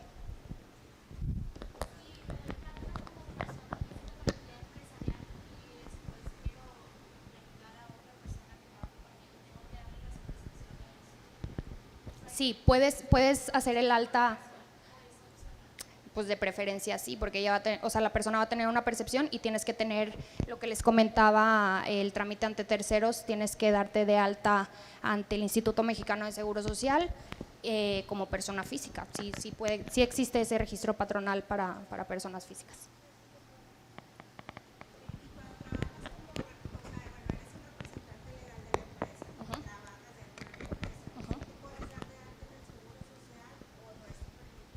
Depende de la administración de la empresa y del puesto que tengas, porque tú puedes ser representante legal de una empresa, pero no es necesario tener un puesto, no necesitas ser ni gerente, ni directivo, ni nada. Puedes ser una persona que va a estar ahí, que tiene poder para representar en actos de dominio, en actos de administración, etcétera, etcétera. Entonces va a depender si va a estar contratada o no, pero si está contratada, sí tiene que estar dada de alta en el seguro.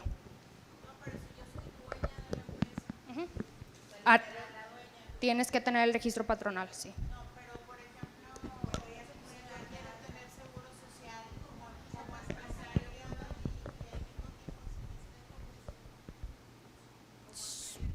Sí.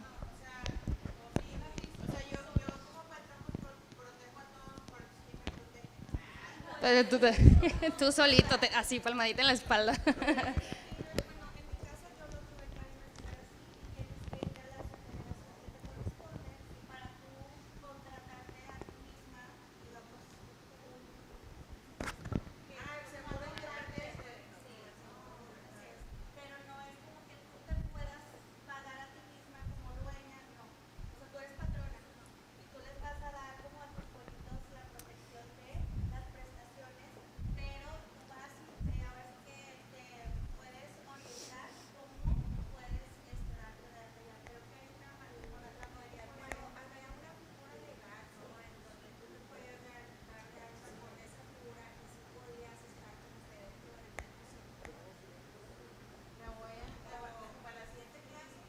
Ok, anotar las dudas que surjan.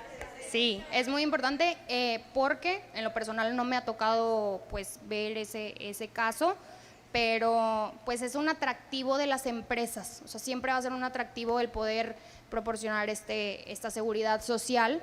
En lo personal nunca me ha tocado pues una persona protegerse a sí misma, pero en el entendido de que va a ser un emprendimiento y tú vas a tener percepciones grandes o no, pues tú puedes contratar un seguro de gastos médicos mayores. Ajá, y ya es una atención un poquito más personalizada, no estás dependiendo de.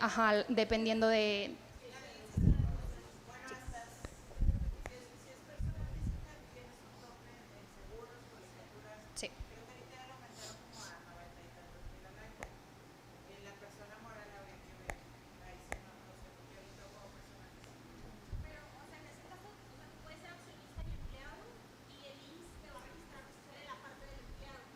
Sí.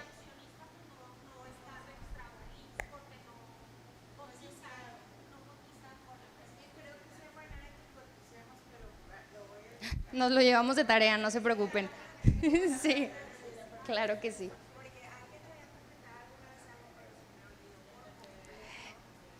Opinión personal 100%, sería la contratación del seguro de gastos médicos mayores, una atención un poquito más personalizada en el sector privado.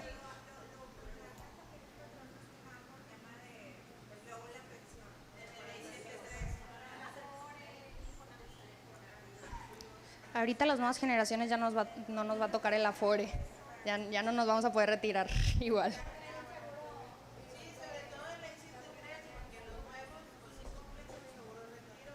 Sí, no, nos va a ir en feria.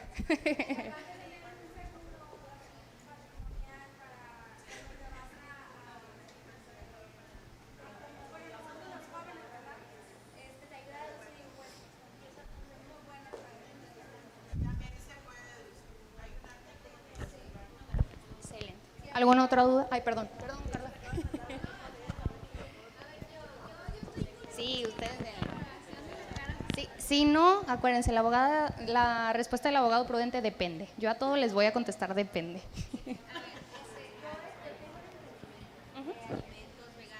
Ok. Ahorita actualmente los distribuyo en la tiendita de la esquina, por así decirlo, y los vendo en un mercadito. Ujú. Yo ya la estoy registrando, voy a sacar la etiqueta con la información documental para poder vender, no sé, aquí, digamos. Necesitas permisos de COFEPRIS también. Mis hermanos me ayudan, pero yo como, ¿cómo me registro? Como persona física con actividad empresarial. No, yo te recomendaría más la de acciones simplificadas, porque eres tú únicamente y puedes dividir tu patrimonio, puedes tener tus bienes, puedes tener tus cuentas personales y puedes tener las cuentas de la sociedad. Entonces, Si yo quiero hacer las cosas como que más para completar el patrimonio, sí, para darle seguro, para darles todo eso.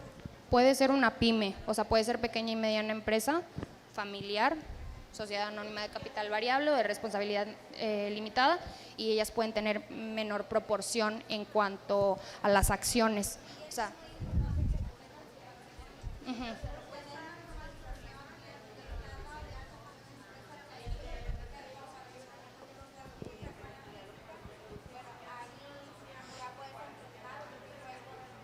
Sí, pueden ser socios accionistas también. Entonces, depende de la proyección del negocio, pero yo creo que sí te recomendaría constituirte como empresa y no seguir como actividad empresarial, porque actividad empresarial a veces es para otro giro de negocios, y la sociedad como tal puede funcionar para un futuro. Si le quieres, si ya no te vas a dedicar a los alimentos veganos y el día de mañana te vas a dedicar al gimnasio, ya tienes el precedente, ya no vas a pagar lo mismo de un acta constitutiva, pero puedes tener una asamblea extraordinaria, cambias razón social o dejas la misma razón social, pero cambias el objeto social, los estatutos, el contenido, pero ya tienes una empresa bien constituida. Entonces, en tu caso, si no vas a hacer justo, le vas a agregar a más personas.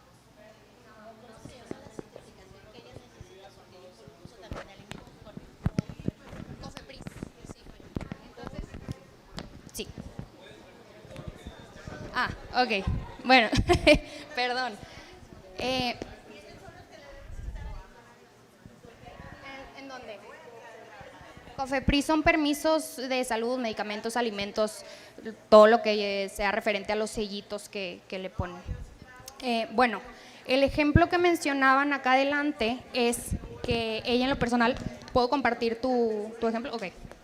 Mencionaba que ella tiene un negocio, tiene un emprendimiento de alimentos veganos. Le mencioné ahí que necesita algunos permisos ante COFEPRIS. Todo va a depender de los productos que vayas a ofrecer, pero me dice, ¿a mí qué me conviene más? Si un régimen de persona física con actividad empresarial o constituirme. Al principio yo le dije, constituirte por acciones simplificadas.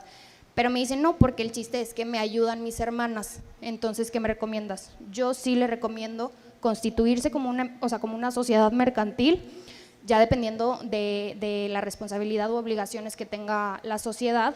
Pero, ¿por qué le va a servir? Porque si el día de mañana ese emprendimiento no funciona o lo quiere cambiar y un día dice, ya no quiero vender alimentos veganos, quiero poner gimnasios, es más fácil que tú ya tienes el antecedente de una empresa constituida y puedes llevar a cabo una asamblea extraordinaria, cambias la razón social y el objeto social y así nada más cambias la empresa.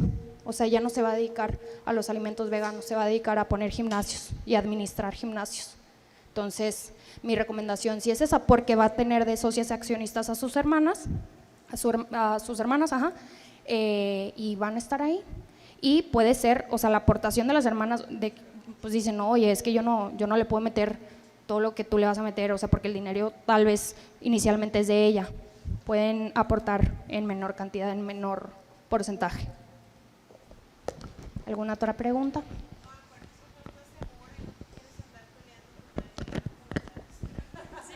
Pero en este caso que sí va a necesitar más de una persona, pues sí sería en conjunto.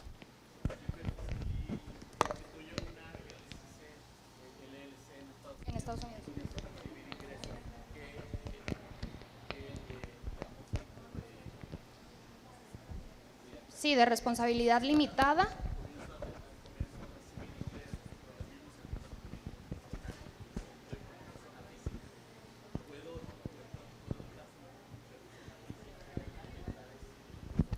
Sí, y sería, pues, en el mejor de los casos, sí, constituirte como sociedad de responsabilidad limitada, tener de accionista a la empresa extranjera y si quieres tú como persona física y ya ahí dependiendo quién va a ser el administrador, quién va a ser el representante legal, si va a haber más socios, o sea, más personas físicas que le van a entrar a la empresa. Pero en caso de ese en específico, mencionábamos en los pasos, se necesita el Registro Nacional de Inversión Extranjera. Porque si necesitas ese permiso, ese check de la Secretaría de Economía, para que pues todo esté en regla, o sea, todo va encaminado a lo mismo, que todo esté en regla, que un día no te vaya a llegar una notificación de la Secretaría de Economía, de la Secretaría de Hacienda, a través del SAT, bla, bla, bla. Sí, sí, sí, con inversionista, perdón, extranjero. Yo creo que le conviene mejor también checarlo con un contador allá y uno aquí, porque al final de cuentas no vas a tener que pagar impuestos dobles aquí. Sí. ¿Alguna otra pregunta?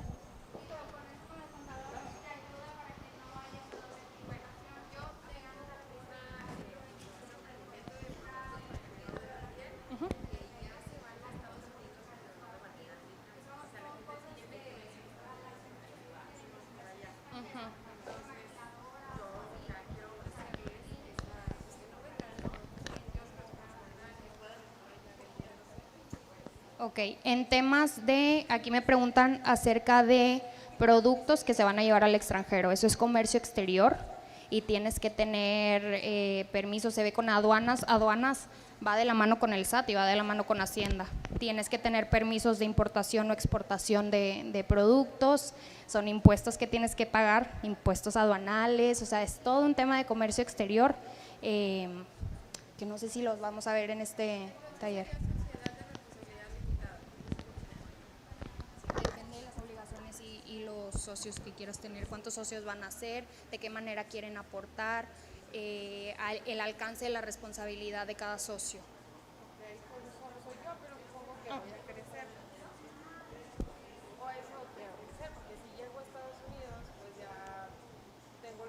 ¿Y tienes algún inversionista, algún prospecto, algún inversionista prospecto como para...?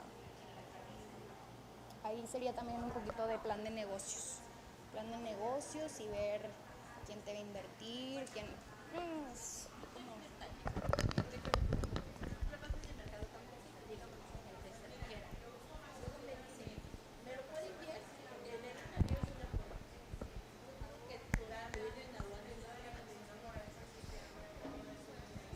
¿Constituir en aduanas?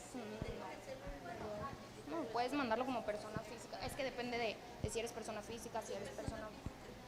No, o sea, como persona física pues lo puedes…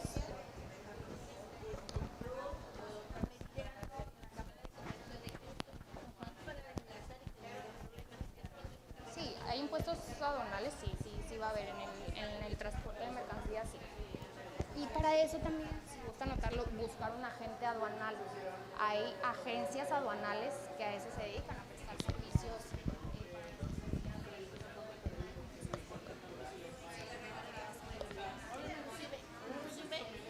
Ahorita tomé un curso y me están invitando a participar. Una disculpa. ¿Alguien tiene una duda así como en general acerca de las sociedades, de la importancia de las personas morales o de los tipos de sociedades?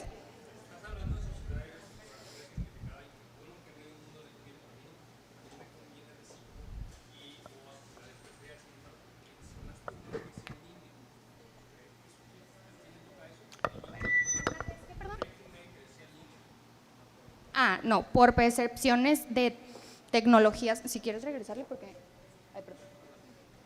Régimen de actividades empresariales con ingresos a través de plataformas tecnológicas, o sea, perdón por el ejemplo tan burdo, pero OnlyFans. A veces perciben bastante dinero y para el fisco también esos tienen que estar en regla y es este.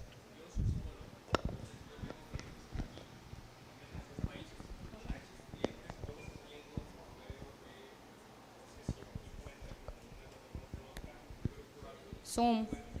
Ah. Ajá. Depende del porcentaje de tus ingresos. Si es mayor el porcentaje y te conviene declararlo como tal, o sea, si la mayor parte de tus ingresos son a través de plataformas tecnológicas, este régimen sí es el indicado para ti. Sí.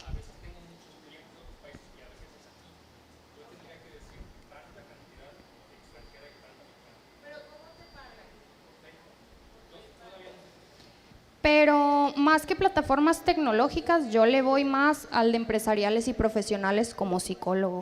O sea, tú estás dando consultas, un abogado también da consultas legales, da asesoría legal. Entonces yo le iría más al de empresariales y profesionales. Ahora sí.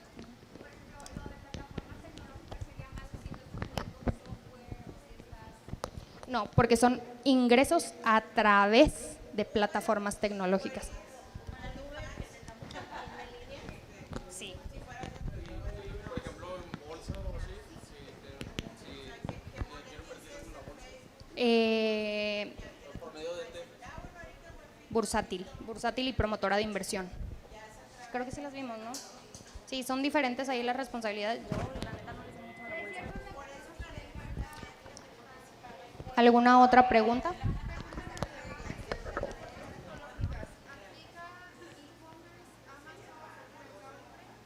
Si te están pagando a través de la plataforma tecnológica, sí. O sea, si tú lo vas a poner Mercado Libre, Amazon, y de ahí vas a percibir el ingreso y te van a pagar, sí te conviene. ¿Alguna otra pregunta? Yo creo que ya son un poquito más personalizadas las dudas.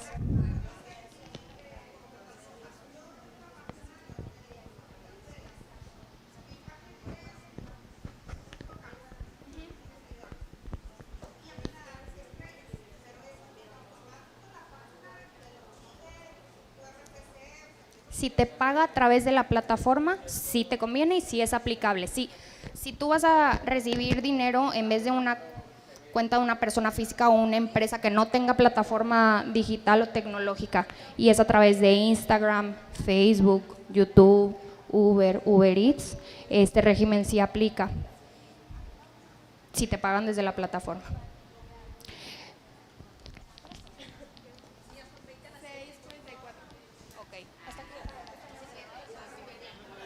Ok, no, síganle.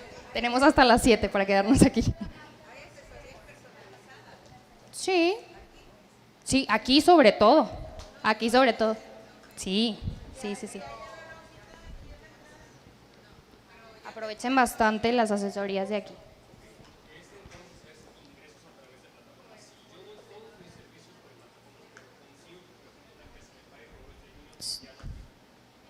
No, o sea, yo diría que no, porque Western Union, pues, sí te puede pagar a través de SPAY o transferencia electrónica, pero no es una plataforma como tal. O sea, sí.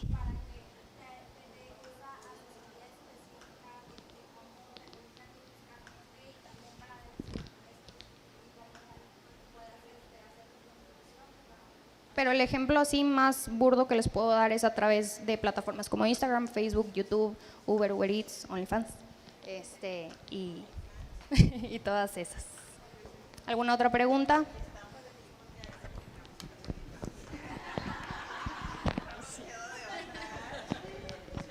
Nunca es tarde, no se preocupen. No sé si, aparte de la asesoría personalizada que pueden obtener aquí en el Centro Emprendemos, tengan alguna otra duda o podemos dar por finalizado este módulo. ¿Por reciclo tú puedes ser patrón?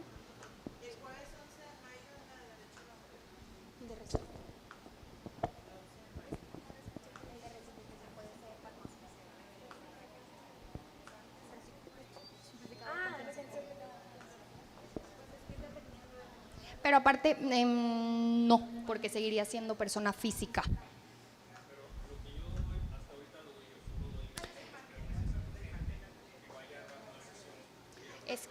Es que si eres patrón, incurres en responsabilidades patronales, incurres en el pago de impuestos sobre nómina, o sea, si es un pago medio informal y es alguien que te ayuda.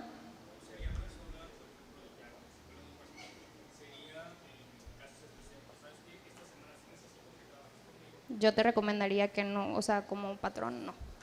Si es esporádico, si es algo informal, si es alguien que te ayuda y le transfieres una cantidad no muy grande de dinero o le pagas en efectivo, yo diría que no.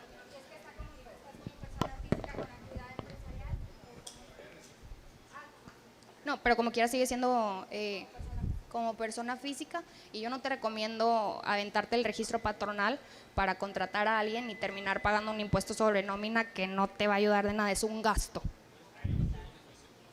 No.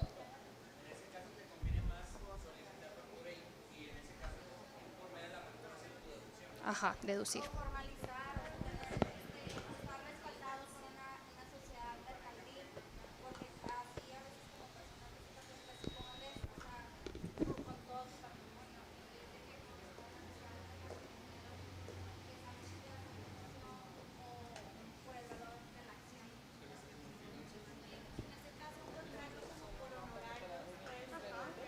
Sí, puede ser por honorarios, puede ser por igualas mensuales y así evitas el pago del impuesto sobre nómina. Sí, en el módulo de Derecho Civil van a ver todo el tema de los contratos. Hay una infinidad de contratos. Sí, porque a mí me interesan no tanto laborales, sino como para... De compra y venta, sí. Sí. Bueno, ¿podemos concluir el módulo o tienen alguna otra pregunta? Excelente. Bueno, pues muchas gracias a todos los que asistieron, muchas gracias a la licenciada Carla y gracias por su tiempo y por escucharnos.